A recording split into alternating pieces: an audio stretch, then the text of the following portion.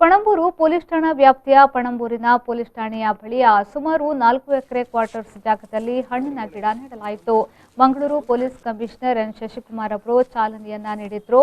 ಈ ವೇಳೆಯಲ್ಲಿ ಮಾತನಾಡಿದ ಅವರು, ಉಪಯೋಗಿ ಹಣ್ಣಿನ ಗಿಡಗಳಾದ ಮಾವು, ಸಪೋಟ, ಹಲಸು ಮುಂತಾದ ಗಿಡಗಳನ್ನು ನೆಟ್ಟು ಮಾತ್ರವಲ್ಲದೆ ನೆರಳು ನೀಡುವಂತಹ ಮರದ ಗಿಡಗಳನ್ನು ಬೆಳೆಸಿ ಪರಿಸರದ ಕಾಳಜಿ ವಹಿಸುವ ಕೆಲಸವನ್ನ ಅಧಿಕಾರಿ ವರ್ಗವು ಮಾಡಲಿದೆ. ಪ್ರತಿ ಪೊಲೀಸ್ ಠಾಣಾ ವ್ಯಾಪ್ತಿಯಲ್ಲೂ ಜಾಗವಿರುವ ಕಡೆ ಗಿಡಗಳನ್ನು ನೆಡುವ ಕೆಲಸವನ್ನ ಮಾಡಲಿದ್ದೇವೆ ಎಂದು ಹೇಳಿದರು.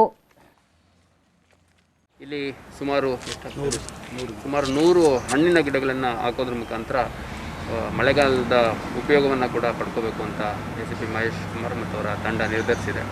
ಇದರಲ್ಲಿ ಮಾವು, ಹಲಸು, ಸಪೋಟ, ಹೀಗೆ ಒಳ್ಳೆ ಸೀಬೆಹಣ್ಣು, ಹೀಗೆ ಒಳ್ಳೊಳ್ಳೆ ಹಣ್ಣಿನ ಗಿಡಗಳು ಮತ್ತು ಈ ಒಂದು ಏರಿಯಾದಲ್ಲಿ ಸ್ವಲ್ಪ ಬಿಸಿಲು ಜಾಸ್ತಿ ತಮಗೆಲ್ಲ ಗೊತ್ತಿರೋಂಗೆ ಅಟ್ಲೀಸ್ಟ್ ಈವ್ನಿಂಗ್ ಟೈಮಲ್ಲಿ ಮಕ್ಕಳಾಡಲಿಕ್ಕೆ ಎಲ್ಲ ನೆರಳು ಮತ್ತು ಹಣ್ಣು ಎರಡೂ ಕೊಡುವಂಥ ಗಿಡ ಮರಗಳನ್ನ ಸುಮಾರು 100 ಹಣ್ಣಿನ ಗಿಡ ಮತ್ತು ನೆರಳು ಕೊಡುವಂಥ ಗಿಡಗಳನ್ನ ಹಾಕ್ತಾಯಿದ್ದಾರೆ.